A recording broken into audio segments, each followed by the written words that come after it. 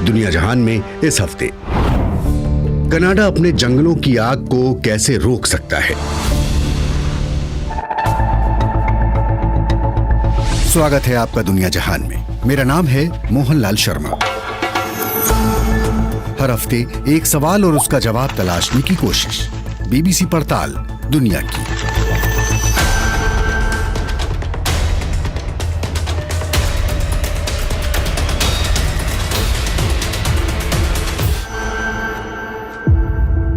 बाईस जुलाई की रात 8 बजे कनाडा के जास्पर शहर के निवासियों को पहली बार पता चला कि उनके घरों को जंगल में लगी आग से खतरा पैदा हो गया है और 9:45 बजे प्रशासन ने वहां आपातकाल की घोषणा कर दी। इस शहर के दक्षिण और उत्तर में जंगलों में लगने वाली आग की शुरुआत के 3 घंटे में ही स्थिति बिगड़ गई।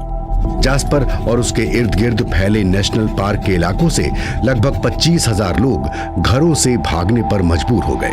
जास्पर रॉकी एल्बर्टा में स्थित है और बड़ी तादाद में पर्यटक यहाँ के पहाड़ों, ग्लेशियरों, सरोवरों और वन्य जीवन को देखने के लिए पहुंचते हैं। शहर को खाली कराने के 2 दिन बाद पूरा शहर आग की लपटों में घिर गया। अल्बर्टा राज्य की प्रमुख डैनियल स्मिथ उस भयानक मंजर को याद करते वक्त अपने आंसुओं को नहीं रोक पाई। For many generations, the town of Jasper and the parks surrounding it. Daniel Smith कह रही थी कि जास्पर शहर की जनता को उसकी खूबसूरती, वहां के हरे भरे मैदानों, पहाड़ों और तालाबों की सुंदरता पर हमेशा नाज रहा है। आग ने बहुत नुकसान पहुंचाया, लेकिन जास्पर की जादुई खूबसूरती कभी नष्ट नहीं होगी। तो इस हफ्ते दुनिया जहान में हम यही जानने की कोशिश कर रहे हैं कि कनाडा अपने जंगलों में लगने वाली आग को कैसे रोक सकता है। पार्ट 1, आग में झुलसता कनाडा। सुंदर प्राकृतिक नजारों से घिरे जास्पर में जुलाई महीने में कई बार पारा 30 डिग्री सेल्सियस के ऊपर चला गया। गर्मी के दौर को देखते हुए दमकल कर्मी जहां कहीं आग लगने की सूचना मिलती वहां तुरंत पहुंचते थे। हमारे पहले एक्सपर्ट माइक फेलनेगन ब्रिटिश कोलंबिया में थॉमस रिवर्स यूनिवर्सिटी में जंगलों की आग संबंधी विज्ञान के प्रोफेसर हैं। वो बताते हैं कि कैसे जास्पर के इर्द गिर्द फैले जंगलों में लगी आग जल्द ही बेकाबू हो गई। सोमवार को आग लगी और बुधवार शाम तक शहर में पहुंच गई। आग बहुत तेजी से फैली और उग्र होती चली गई। अग्निशमन कर्मियों ने आग बुझाने के लिए हेलीकॉप्टरों का इस्तेमाल किया, लेकिन इससे फायदा नहीं हुआ। उनका कहना है कि तेज हवा की वजह से उन्होंने विमान का इस्तेमाल नहीं किया क्योंकि वो खतरनाक हो सकता है। जमीन पर आग बुझाने का प्रयास कर रहे अग्निशमन कर्मियों के लिए भी बहुत खतरा पैदा हो गया था क्योंकि आग की लपटें 100 मीटर से ज्यादा ऊंची उठ रही थीं। उस दौरान एक अग्निशमन कर्मी की मौत भी हो गई। माइक फेलनेगन के अनुसार आग इतनी उग्र इसलिए हो गई क्योंकि बारिश की कमी और भीषण गर्मी के कारण लकड़ियां और घास सूखी थी। जास्पर 3 घाटियों के बीच बसा है। आग की चिंगारियां और शोले हवा के कारण कई किलोमीटर तक पहुंच जाते हैं। कनाडा के 1/3 हिस्से पर जंगल बसे हैं और जंगलों में आग अक्सर लगती रहती है। आग लगने की स्थिति में उस पर काबू पाने के लिए प्रशासन ने तैयारियां भी की होती हैं। So if a fire starts, and let's say it starts 2 kilometers from a community. मिसाल के तौर पर अगर बस्ती से 2 किलोमीटर दूरी पर आग लगती है तो फौरन हेलीकॉप्टरों सहित दमकल के आवश्यक संसाधनों को तैनात कर दिया जाता है। लेकिन मानो अगर उत्तर में 100 किलोमीटर दूर आग लगती है तो प्रशासन आने वाले कुछ दिनों में कैसा मौसम होगा और आग फैलने की गति कितनी हो सकती है, इसका अनुमान लगाता है। इसके बाद तय किया जाता है कि उस आग को बुझाया जाए या उस पर केवल नजर रखी जाए। यानी जंगलों में लगने वाली सभी प्रकार की आग को खतरनाक नहीं माना जाता और कई बार तो इलाकों को सुरक्षित रखने के लिए योजनाबद्ध तरीके से आग लगाई जाती है। लेकिन कई बार मामूली आग बेकाबू हो जाती है जिससे भारी तबाही होती है। मई 2016 में अल्बर्टा के पास जंगलों में लगी आग कनाडा के इतिहास की सबसे अधिक नुकसान पहुंचाने वाली साबित हुई थी। फोर्क मरे शहर में 2000 से ज्यादा व्यावसायिक ठिकाने और मकान जलकर खाक हो गए। बारिश में कमी और बढ़ती गर्मी की वजह से मौसम सूखा होता जाता है और बिजली गिरने से आग लगने की घटनाएं बढ़ जाती हैं। In Alberta and British Columbia this year, our fire season started. British Columbia में इस साल जंगल की आग का मौसम फरवरी में ही शुरू हो गया था। जितना सूखा पड़ेगा उतनी ही बिजली गिरने की घटनाएं बढ़ेंगी। कनाडा में जंगल में आग लगने की लगभग 50% वारदातें बिजली गिरने से होती हैं, मगर इससे लगभग 90% इलाके झुलस जाते हैं। पार्ट 2, जंगल के रहस्य।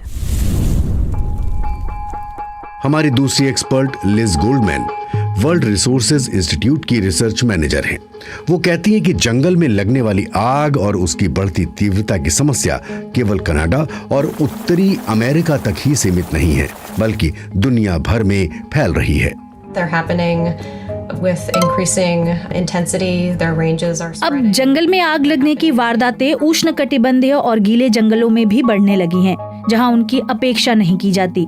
उन इलाकों में भी आग की तीव्रता और उसकी चपेट में आने वाले इलाके बढ़ रहे हैं। ये वारदातें समशीतोष्ण क्षेत्रों में अक्सर होती हैं, जहां उसकी अपेक्षा भी रहती है, मगर अब वहां भी उसकी तीव्रता बढ़ रही है, जिससे वहां के जंगलों और आसपास के रहने वाले समुदायों पर बहुत बुरा असर पड़ रहा है। उष्णकटिबंधीय क्षेत्रों में आग लगने की बढ़ती घटनाएं बड़ी चिंता का विषय हैं, क्योंकि वहां नमी ज्यादा होती है, जिस वजह से जंगल गीले रहते हैं और बिजली गिरने या गर्मी से आग लगने की संभावना कम होती है। मगर अमेज़न के वर्षा वनों और इंडोनेशिया के जंगलों में आग लगने का बड़ा कारण इंसान है। उन इलाकों में कई लोग जमीन के इस्तेमाल के लिए जानबूझकर जंगलों को आग लगाकर साफ करना चाहते हैं। So people will clear land using fire. कई बार जमीन के मालिक जंगल की जमीन का इस्तेमाल करने के लिए वहां पेड़ और झाड़ियों को आग लगा देते हैं, मगर अक्सर ये आग बेकाबू हो जाती है और उनकी जमीन से फैलते हुए जंगलों को अपनी चपेट में ले लेती है। अक्सर किसान बुआई के लिए गीली जमीन को सुखा देते हैं और यहाँ आग के तेजी से फैलने का खतरा बढ़ जाता है। 2015 में इंडोनेशिया में इसी प्रकार आग बेकाबू हो गई, जिससे भारी नुकसान हुआ और इंडोनेशिया को आधुनिक युग की एक सबसे बड़ी त्रासदी को झेलना पड़ा। लिज गोल्डमैन कहती हैं कि सुमात्रा और बोर्नियो द्वीप के जंगलों में लगी आग का धुआं दूर दूर तक फैला, जिसने तटीय क्षेत्र के लोगों को बुरी तरह से प्रभावित किया। इस धुएं के कारण इंडोनेशिया में लगभग 1 लाख लोग मारे गए। साथ ही उसके पड़ोसी देश मलेशिया और सिंगापुर में भी हजारों लोग प्रदूषण की भेंट चढ़ गए। It's very bad for human health, for people living. ये धुआं स्वास्थ्य के लिए बहुत हानिकारक होता है। जहां आग लगती है वहां से ये धुआं सैकड़ों किलोमीटर तक फैल जाता है और जनजीवन को प्रभावित करता है। जब जंगलों में आग लगती है तो वहां पेड़ों और झाड़ियों में जमा कार्बन का उत्सर्जन होता है, जिसकी वजह से जलवायु परिवर्तन अधिक तेजी से होने लगता है। इससे दुनिया भर में लोग प्रभावित होते हैं। जलवायु परिवर्तन पर जंगल की आग का असर पड़ता है, मगर जलवायु परिवर्तन से जंगल में आग लगने की वारदातें भी बढ़ती हैं, क्योंकि इससे सूखा पड़ता है और आग लगने की आशंका बढ़ जाती है। इसके साथ साथ मौसम में बदलाव भी इसका कारण बनता है। 2015 में इंडोनेशिया के जंगलों में आग लगने का एक कारण एल नीनो था। जब प्रशांत महासागर में पानी गर्म हो जाता है तो उसे एल नीनो का प्रभाव माना जाता है। 2015 में इसी की वजह से बारिश इंडोनेशिया तक नहीं पहुंची, जिसकी वजह से वहां जमीन सूख गई और आग लगने का खतरा बढ़ गया। इसी तरह 2021 में रूस में रिकॉर्ड तोड़ गर्मी और सूखा पड़ा, जिसका कारण पोलर जेट स्ट्रीम का उत्तर की ओर रुख करना बताया जाता है। उस समय पहली बार साइबेरिया के जंगलों में लगी आग का धुआं उत्तरी ध्रुव तक पहुंच गया। अब जंगलों में आग लगने की समस्या दक्षिण यूरोप में भी फैल रही है। 2024 अगस्त में ग्रीस में भारी गर्मी के चलते जंगलों में आग लग गई और राजधानी एथेंस व आसपास के इलाकों से हजारों लोगों को सुरक्षित जगह पहुंचाने के निर्देश दिए गए। पार्ट 3, जंगल की आग का इतिहास। हमारे तीसरे एक्सपर्ट जॉन कीली अमेरिका के जियोलॉजिकल सर्वे के एक वरिष्ठ वैज्ञानिक हैं।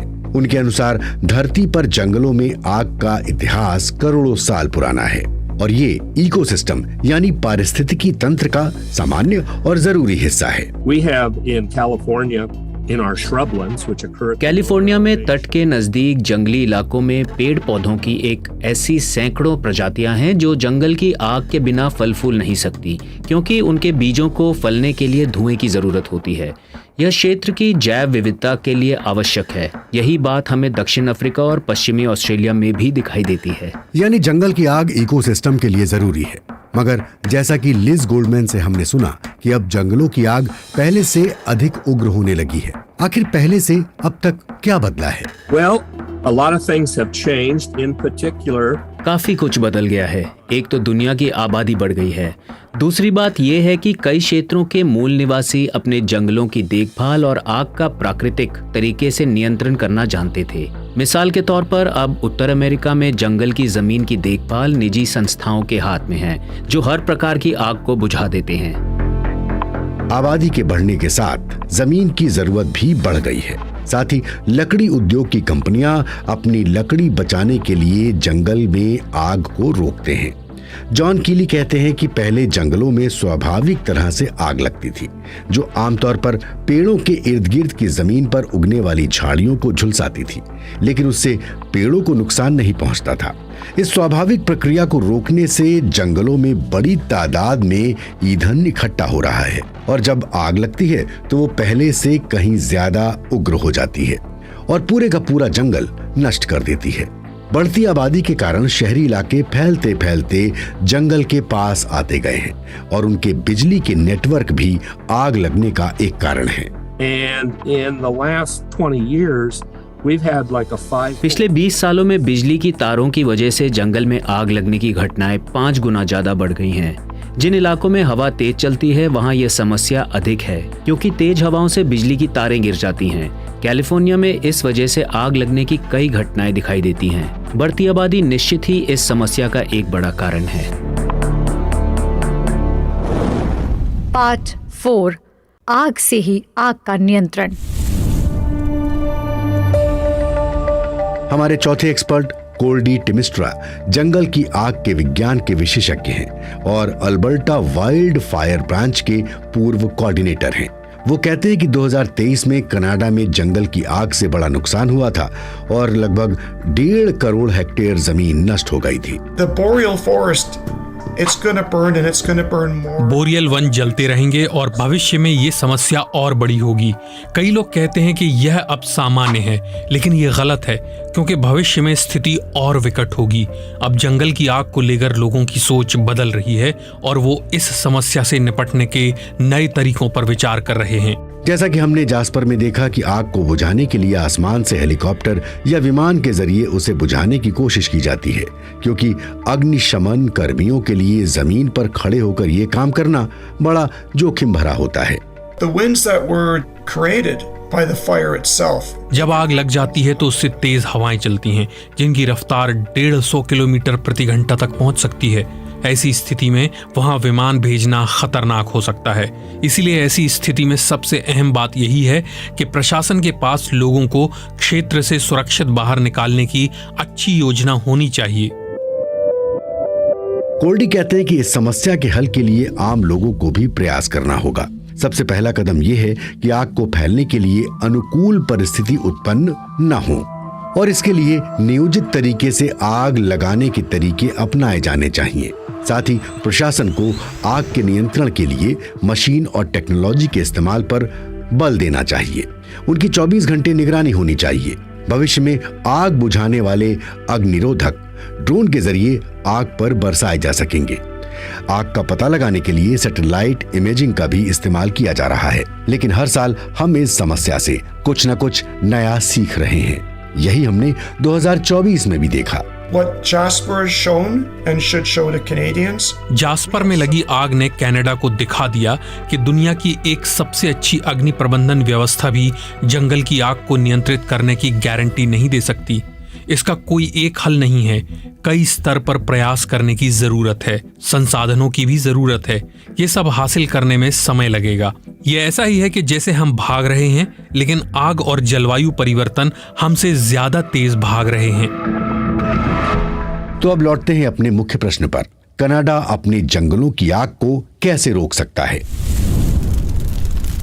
जास्पर में लगी आग से शहर और उसके इर्द गिर्द नेशनल पार्क का 32,000 हेक्टेयर का इलाका जलकर खाक हो गया।